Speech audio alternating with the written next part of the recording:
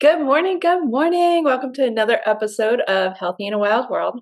I am sitting today with Dr. Catherine Darley, and she is a natural sleep medicine expert. I was excited to bring this guest to you today, mostly because we talked a little bit about sleep last quarter in 2023, and we touched on it. We even had a whole fall retreat about it. But I noticed that there were a lot of questions afterwards. So when I met Dr. Darley, it was amazing because this is a topic I really wanted to bring back to you and bring back to you in a way that wasn't me talking to you. So I'm going to turn the stage over now so that Catherine can introduce herself. Thank you for being here. I am so excited for you to be here. So would you please introduce yourself to everybody? Yeah, thank you for having me. I'm so glad to be here and talk about this subject. Everybody sleeps. Hands down, everybody needs to sleep. So this is a topic that is relevant for most people because it's really common to have some type of sleep challenge periodically in your life, hopefully not chronically, but there are those people who struggle kind of perpetually with their sleep, and I'd love to give sleep skills. My background, I'm a naturopathic physician licensed in Washington State, and I've focused my entire career on sleep medicine because it is just such an important foundation of life and health that we don't learn about, in high school health classes, or doctors often won't ask about our sleep. It's something that physicians don't get much training on in medical school. So I love to share some skills with folks. I love it. I love it. It's definitely something I hear quite often when I'm working with clients is one of their number one symptoms. And I talk a lot about gut health on social media, but one of the number one symptoms is not being able to sleep. And it's not just not even sleeping well, it's variations from not being able to fall asleep to not staying asleep, waking up groggy, the usual issues or what are very common nowadays. Yeah. Um, so some of the things that you and I had talked about was circadian rhythm and how that impacts everybody. And I know you had a couple of topics that you like to really highlight. So could you give us some essential sleep skills?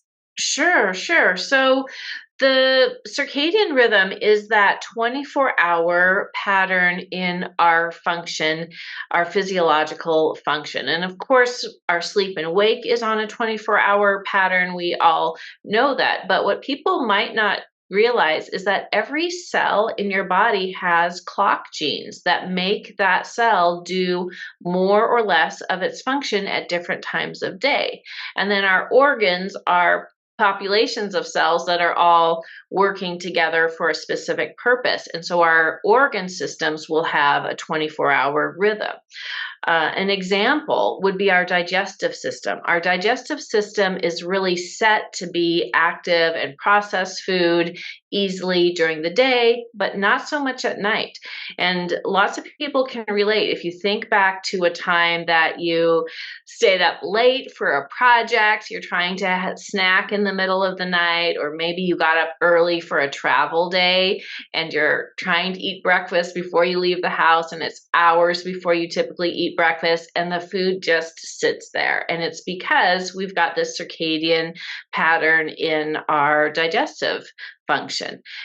And so that is really important to have what I think of as a robust circadian system where you're widely awake and functioning well during the day, and then you're deeply asleep and in that rest mode at the organ level during the night. And and that fortunately is something that we can strengthen with our habits. And I think that's really kind of a cutting edge idea for the public to start to use. We've all heard about avoiding blue light at night, but that's just kind of one of 10 different strategies a person can use to strengthen their circadian system. And Because our sleep is part of that circadian pattern. Having a stronger circadian rhythm translates into better sleep. I love that. It's definitely something I found. It's part of the reason I still live down south. I grew up in DC, the other Washington.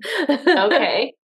And when I hit 30, I got snowed in by a blizzard and I was done with winter. And I'd always suffered from seasonal depression disorder.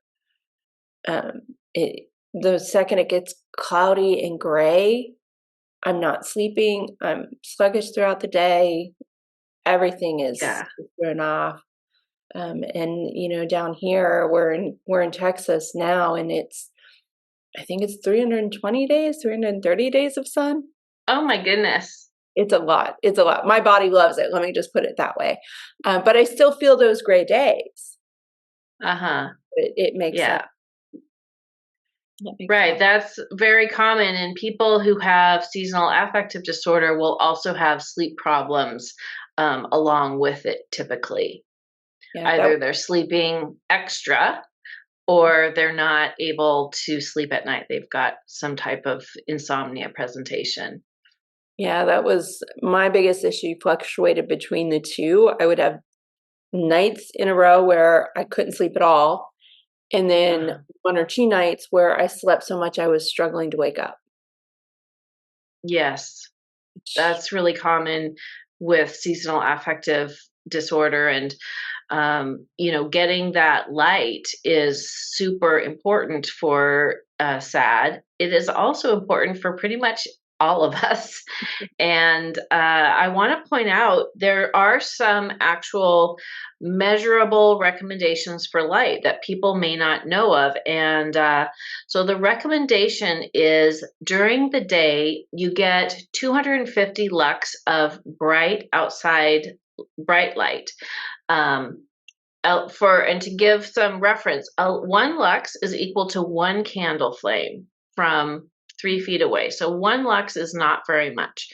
Outside, we typically will get 10,000 to 30,000 lux of light. Indoors is often like 160, not very much light. It's not, indoor lighting is really not enough for our circadian health and for our circadian system.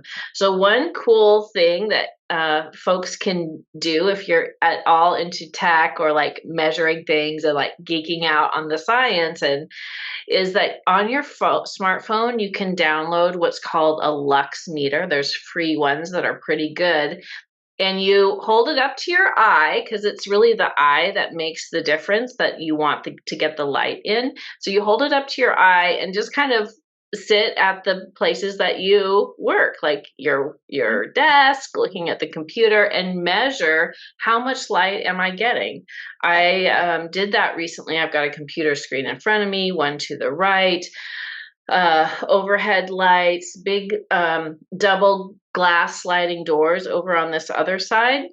It was only 160 lux. And recently I was talking with a professional lighting designer. It's spent his whole career in lighting design. And he said, most people, if they walk into a room that is 250 lux, they're going to say, whoa, this is too bright. Turn down the lights.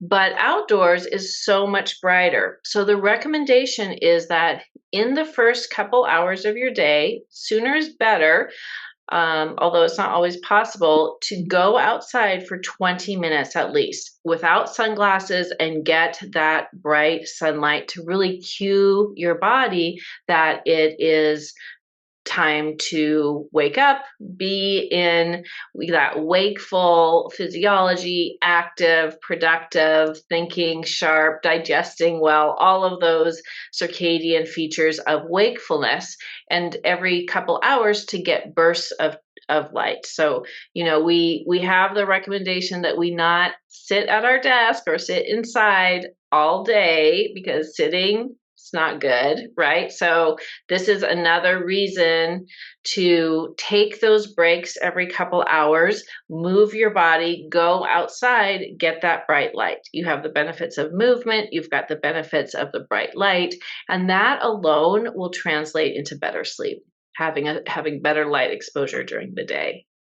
That's amazing. I'm always telling people, especially those suffering from allergies, the very first thing you do in the morning is walk outside and put your feet on the ground in the dew.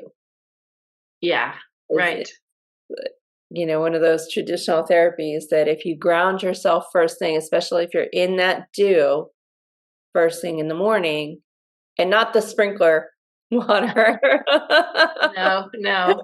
but the natural dew that's produced by Mother Nature, then it triggers your body to actually fight off more of the seasonal allergies and reignites that energy um, transformation between you and Mother Nature. So, yeah, Yeah, nature cure is powerful, definitely. And when you're outside, if you are getting that light, you're getting the movement, you're getting the nature experience, to try to mentally connect with your surroundings instead of connecting with your to-do list or that annoying, irritating conversation you had, or whatever's on your mind, but to really fully be present and look at the plants and the sky and listen for bird sounds, or other creatures in your neighborhood, the kids playing, laughing, a joyful sound. I'm a very big proponent of what we call nature cure, which is connecting to nature, and that's why I purposefully have in my background here a plant and a picture that has the sky and birds and whatnot, because even just those small little connections to nature where I'm not necessarily thinking about it. I don't think people who are viewing the video are thinking about it, but I'm giving everyone who watches the podcast a little burst of nature cure. And even plants and pictures of nature actually improve our health measurably, and there's research to back that up. I had not heard that yet. Okay. Yeah. That makes sense. I'm a big proponent of taking pictures on vacations. I come back with thousands upon thousands of pictures. And a lot of times what happens is we'll print them out and I'll put them on my walls. Yes. And it makes me happy to walk around the house and see all this nature. But Right. I never connected the two. Oh So that yeah, it's profound. I mean, there's studies of like nature murals, and even a ceiling painted with a blue sky and clouds and birds in a hospital setting improves healing more than having just a white ceiling over a hospital bed. okay. Oh, that's Yeah, good. Oh, I things love to know. I love how they're coming out with so many more scientific studies that are related to our connection to nature and how Yes. we can help each other really grow and heal and live healthy, um, us and the plants. Right. Right. So I actually had a question for you. I was very excited this morning after waking up and realizing that you and I were recording today. Mostly because, as many of the viewers know, I have 3.5-year-old toddler twins. Well, they're a little older than 3.5. Their birthday's in June. Um, and they're starting to have one of them's having issues with waking up in the middle of the night, crying or screaming, but he's not waking up. It's those night terrors, which obviously wakes up the rest of the house. And mamas take a little longer to fall asleep. Um, so then I wake up looking like I hadn't slept all night and feeling a little like that as well.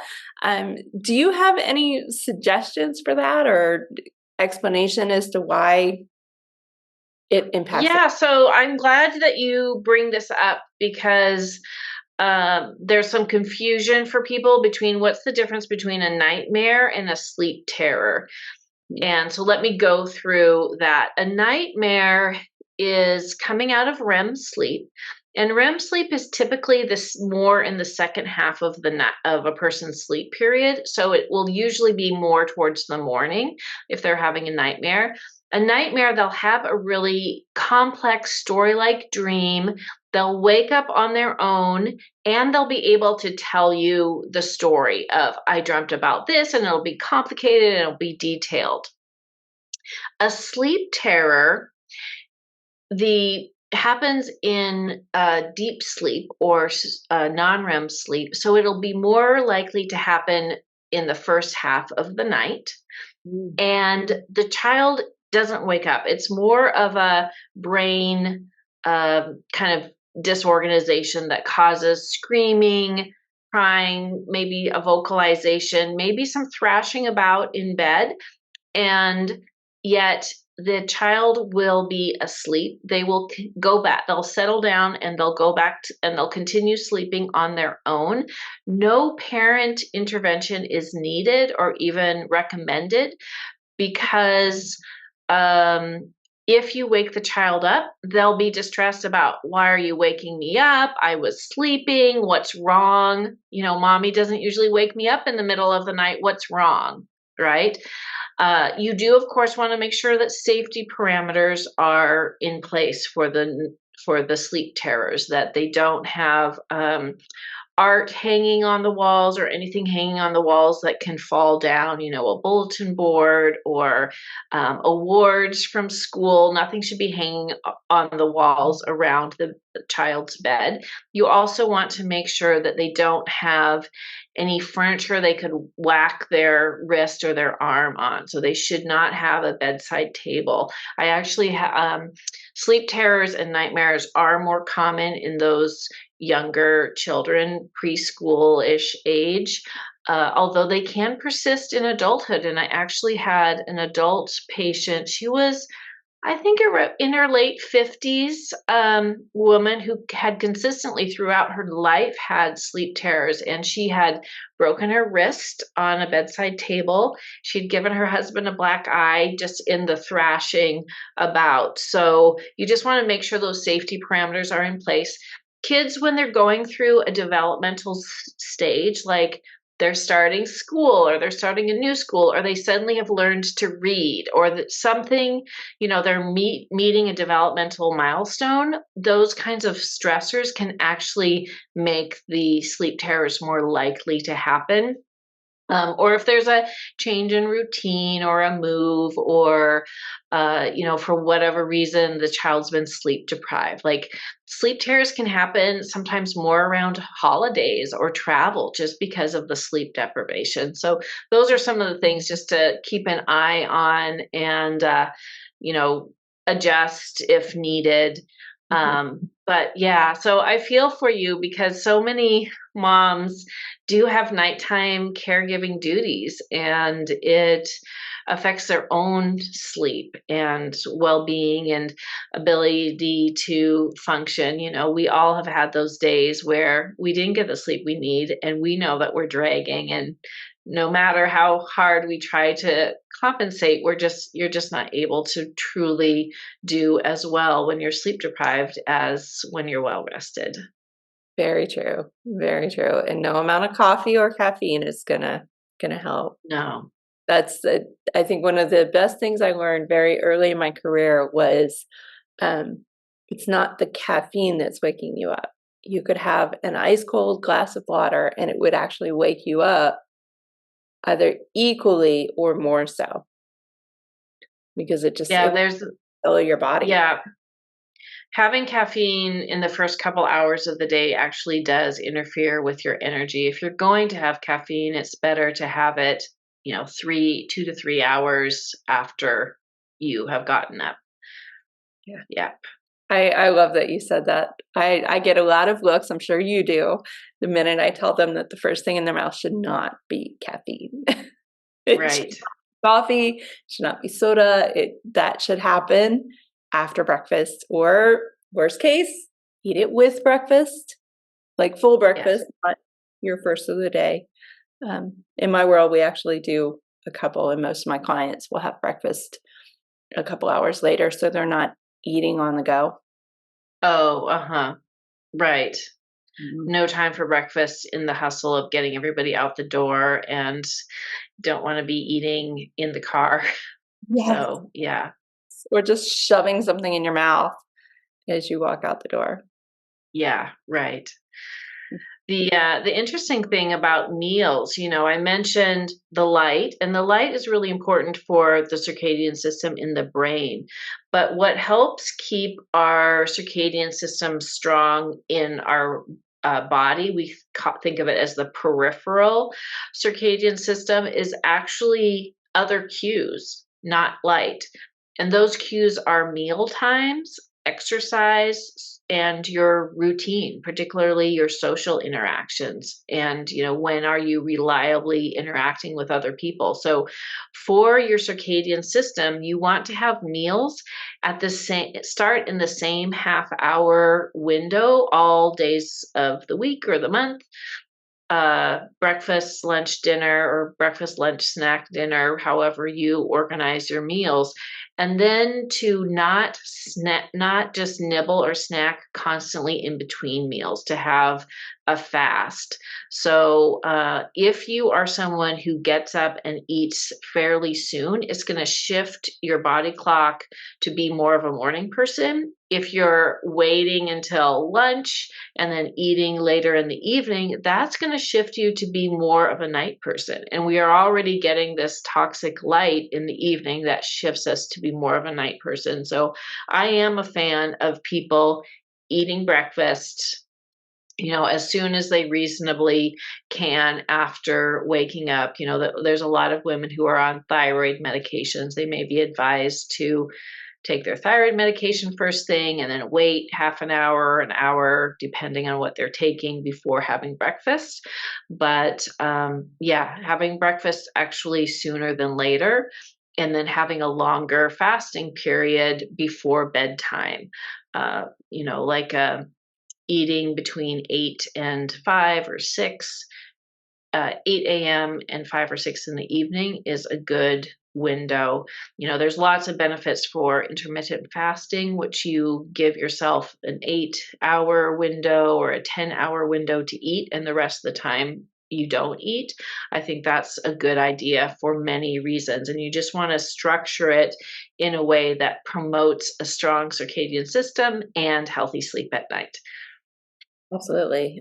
I agree with you. There's a lot of people that I've talked to about intermittent fasting. And the one thing that a lot of people don't realize is, yes, it is a marketing term now, and it's definitely a term that we use in our practices. But technically that's what we're all doing. Whether you're doing 12-hour, you're still doing an intermittent fasting protocol. Yes. Or, the 80s and the 90s, they used to tell us, make sure by 7 p.m. you're done eating. Well, if you're supposed to start at 8 to eat, that still gives you your intermittent fasting windows. Yes, right. I like the shorter windows, the 10-hour. 8-hour can be hard for people. I think there are some benefits to the 8-hour eating window, which gives you 16 hours of not eating, but that can be hard for folks. And I think there's clear benefits from the 10-hour eating window, which is that like 8 a.m. to 6 p.m., which suits a lot of folks. Yeah. And then you're still having 14 hours of fasting. And it's not that you can't have water in that time too, or some, tea, some unsweetened, no additives kind of tea. Yeah, I'm part of my background is herbal medicine, so I have a long list of various teas that I give all of my clients just so that they can take advantage of some of the flavors. Right. Yeah. That like mouth experience of the flavors that can be, and the warm beverage and something to sip on. And I have my huge mug. This is my morning tea. It's a solid pint size. Somebody special gave that to me years ago, and I just have it every morning for my tea. It's like 2 mugs of tea in one. I love it. I love it. I don't have a mug that size. I'm gonna have to look for one. 'Cause I Well, and like also the camera makes it look a little, when it's so much closer to the screen than I am, it looks huge. But it's not actually the size of my head. That's okay. I would be okay with one that's the size of my head just because it's um, it's there, it's convenient. I can walk by, take a sip really quick. So talk to us a little bit about, because you and I both know that if you're well hydrated, your body works effectively. And if you're not, then your body's going to stagnate. And we have a lot of people that watch this that are big on drinking coffee. And when they come to me, we have to go through a whole process of reducing that coffee intake, not the caffeine, but the coffee intake to replenish it with something that's going to help their body. How would that, how do I want to phrase this? How would having a diet that is higher in processed foods where you're drinking coffee all day versus drinking your water, drinking some teas or tisanes, how does that impact your sleep? Yeah, so there is definitely some good information, and there's starting to be more information looking at hydration and sleep. And when people are well hydrated, they sleep better. One of the things that I think is super cool that I wish everybody knew is that in our brain, we have a lymph system that helps clear metabolic waste products. And during sleep, that lymph system opens up to about twice its size and it's most active. So there has been, we've known this for probably 20 years or maybe more, that there's a connection between poor sleep and dementia and Alzheimer's disease. In Alzheimer's disease, particularly, there's a buildup of some of these metabolic waste products, particularly a protein called beta amyloid protein. And when these beta amyloid proteins build up, they can make these plaques where it kind of aggregates, and that's part of the pathology in Alzheimer's disease. So we knew that there was this relationship before we knew about this lymphatic system. And any lymph system needs proper hydration to work, to flush those metabolic waste products out. And I think that's something to think about is your long-term brain health. You want to get enough hours of sleep. You want to have the hydration that your lymphatic system can clean your brain. Basically, sleep is time that your brain gets cleaned, and we need that, right? Because not only is there inflammation in our bodies, but there can be inflammation in the brain, and we want to clear that out if possible. Do you have any suggestions for how people can easily transition from coffee to water? Are there any tips you have for people sticking with it?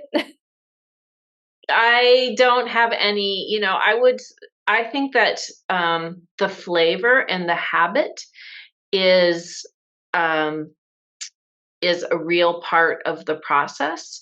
And so if you can switch instead of delete, I think that's going to be more successful. You're in the habit of a hot, tasty drink in the morning. So what else could you have that is a hot, tasty drink? Your favorite teas. Even if it is going from coffee to a caffeinated tea, I think that's better. And then later on, a couple weeks or something, you can switch from a caffeinated tea to sometimes not having a caffeinated tea in the morning, right? So you're still getting that taste sensation. There's still those components of just the comfort of a big mug of a hot drink and just the savoring experience and giving yourself a treat. It can feel like a treat, and we all need good care and things to look forward to. I would say that people's sensitivity to caffeine generally increases as they get older. So, the amount of caffeine that may have been no problem at all when you were in your 20s or early 30s can start to be a problem when you're in your late 40s or 50s. And I have had, several people come to mind who really their sleep problem was caffeine. And as soon as they weren't having the caffeine, they had no problem. One was a man in his late mid 50s, maybe, He was a very successful businessman, and he was having 1 cup of home brewed coffee in the morning, just regular perk coffee. And then around 10:30 or 11, he'd have a coffee break at work, go to the local coffee shop and get a latte. So that in no way sounds like excessive caffeine drink, right? That's like two coffee drinks. But I said, hey, let's do this as an experiment, cut out the coffee. And actually, we only had one appointment because he cut out the coffee, and that was the problem. Oh, Even, he was finishing his caffeine by 11:30 noon, and it wasn't excessive to start off with, but that was enough to cause him to have difficulty falling asleep at night. So, if people are having caffeine and sleep difficulties, I would encourage you to do that kind of experiment for 10 days. And then you're in the driver's seat and you know how much the caffeine's impacting your sleep, and you can decide, yes, maybe you go meet a friend for coffee on a Saturday morning because it's a social occasion, it's a treat, it's a good part of adding to your quality of life. But then regular work days, maybe you don't have the caffeine and you prioritize your sleep on those nights. It doesn't, sometimes I think, and I do this myself, sometimes it feels like all or nothing, right? Like I got to show up 100%, or I got to stick to this health habit 100%, or not even try. But I think, showing up and working towards your goals is like some days you're 100%, some days you're 50%, some days you're like 10%. Like, okay, instead of having a full cup of coffee, I only had half. That is a win. Like, better is better. exactly. Better is better. Not hold ourselves to these impossibly high, it's got to be 100% or forget it, throw in the towel. Yes, I have to agree. It's definitely something I see a lot is people think if you don't give that 110%, the day is a wash. And Right. that's just not reality. Yeah. Things can only Yeah. go. And be kind to ourselves. Yes, that little TLC goes a long way, especially we still have to apply TLC to the things that we say to ourselves. Yes, for sure. For sure. So, do you have any comments or feedback for, let's say, the standard American diet, common issues that we're facing within our society, things like a stagnant lifestyle, which that leads Yeah, to I this. do. So, when you say stagnant lifestyle, a couple things come to mind. First of all, is exercise. Movement helps sleep. Really, it's clear. And, there's some pros and cons of aerobic exercise. There's some pros and cons of weightlifting and strength training type exercise. So that's just another reason to keep um, moving. And what I do, my job is mostly a desk job, sitting and talking with people to improve their sleep and their sleep skills. But what I do in my office is I set the timer for an hour and a half, which is about the max I can really concentrate anyway, or anybody can concentrate. And then I set the timer for 30 minutes. And in that 30 minutes, I like walk the dog outside. I do a few of my stretches and exercises. I might get a meal if it's time for a meal, but I take like a full 30 minutes. And, I'm self-employed. So yes, I can do that. But just like that ratio of an hour and a half of sitting, blah, then half an hour of moving. And I try, if I'm doing housework in that time or walking the dog, I try to just be as robust as possible. And clearly, if I'm taking 20 minutes of that half hour to exercise, that can be rigorous, and it increases the blood flow to your brain, to all of your tissues, helps control your blood sugar, all of that. And then in terms of the diet, yes, there is evidence that a Mediterranean diet, which we think of as a less inflammatory diet, the anti-inflammatory diet, actually is correlated with better sleep. And one of the things I want to point out that I think is really useful for people to know is that when you are sleep deprived, which is about 36% of Americans aren't getting enough sleep in their work week. So that's a high percentage.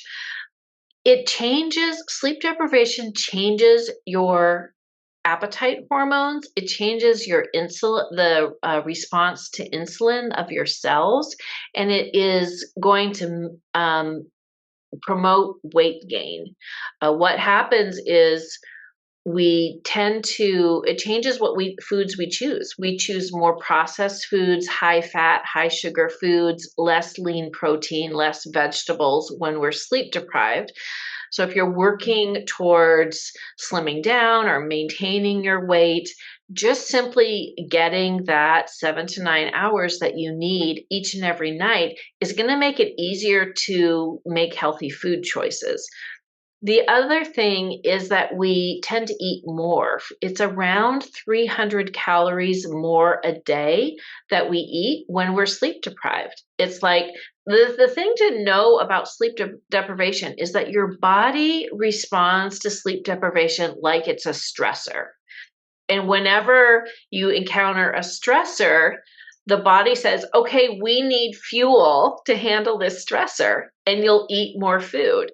And that's what we see with sleep deprivation. So you'll eat about 300 calories more a day, which if you eat 300 calories more a day for a year, that's about 30 pounds weight gain. And then the last thing is that it makes our cells less responsive to insulin or insulin resistant, which we see in metabolic syndrome. We see that in diabetes or pre-diabetes. So getting that sleep is going to help your body deal with the sugars in your food much better than if you are sleep deprived. So many people struggle with pre-diabetes, diabetes, weight gain, overweight. They're making healthy food choices that I think, sleep definitely can be part of the solution for you there. Yeah, I love that you mentioned that because I think the fact that our body sees it as a stressor and the immediate response from our body is when we're stressed, it needs fuel, Yeah, especially when stress is over because you're getting chased by a tiger, you're going to get chased. Well, you use all the energy you have in your body to survive. And the very right. first thing that happens is now you're starving, you're famished. And it doesn't matter if it's a tiger or if you just didn't sleep well because you're stressed out about something at work. You know, Right. the kid kept up all night. Yes. Yeah, There's I think that's really, for the problems that people are dealing with and how many people, women and men too, are, constantly fighting that extra weight or, thinking, oh my gosh, my blood sugar, I'm worried about getting diabetes, but, they don't have the sleep they need to really handle the situation well. right, right. And to work on your sleep, you have to work on everything else. So, Yeah. Yeah. well, talk to us about where they can find you because I love all of this information and I am listening to you. And as we're going through, I'm hearing questions that some of the people I've worked with would ask. So, where would they find you? And do you have anything out on the market that they could learn a little bit more about you? Yeah. So my business name is Skilled Sleeper. So you can find tips on TikTok and Instagram. My social website is skilledsleeper.com. And I have made some courses about sleep and I've narrowed them down for different populations because different people, depending on their lifestyle, have different sleep challenges. So there's one that is specifically for families and goes through, everything that you can expect for people of different ages and the sleep skills that you need for those different groups.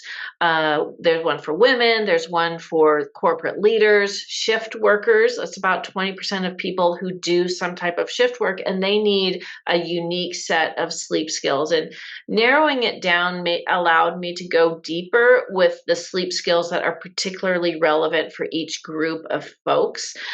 So that's at Skilled Sleeper. And then I have a YouTube channel. It is Skilled Sleeper, and I put out new videos weekly, and trying to get going with the tech for weekly lives. For some reason, it's not seeing my camera, but weekly lives Saturday morning on YouTube where people can ask questions.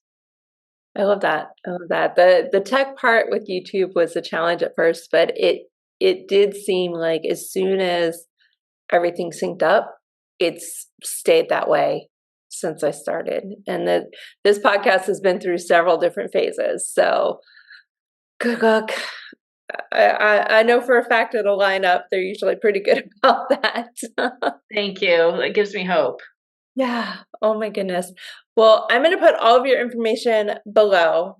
Thank you so much for being here. Do you have any other last minute tips that maybe we didn't talk about today? Yes. I want to let people know the um, impact of the blue light is typically more significant than people realize. For 3 hours before bed, the recommendation is to have 10 lux of light or less and no blue light. So I'm a big, big fan of everybody having those blue blocking glasses. And I'm looking around. I don't have them here at my desk because I think they're at my bedside because I was using them last night until bed. 2 hours before bed, put on the blue blocking glasses and wear them until you are in bed with the lights out. And that will make a huge impact on your sleep. For most people, particularly people who have insomnia or some other sleep disorders, that simple practice of wearing the blue blocking glasses for 2 hours before bed is golden. And for those of you who are in families, know that children's system is much more sensitive to the blue light effects than adults are. So even more important for kids to have low light or wear the blue blockers for the hours before bed. Do you have any suggestions for where someone could find them, or do you have a brand that you prefer? I do have a brand. Two brands actually. Viva Rays is a very good high-end product. It's kind of a lifetime pair of blue blockers. And then for a less expensive model that I like is Uvex. The most important thing is that the lenses have a very strong orangish red color to them that has been shown to be optimal for blocking the blue rays. I had not heard that. Okay. I'm glad I asked that because majority of the blue blockers I have found have their clear lenses. Yes, that's not evidence-based. Okay. That is good to know. Orange, red lenses. Very Yeah, nice. right. This was wonderful. Thank you so much for joining us. And anybody out there, I will have all of Dr. Darley's information down below. So connect with her, chat with her, ask questions. If you have any issues you want to talk to me about, by all means. But information will be below. And that ends another episode. Thank you so much for being here. Cheers.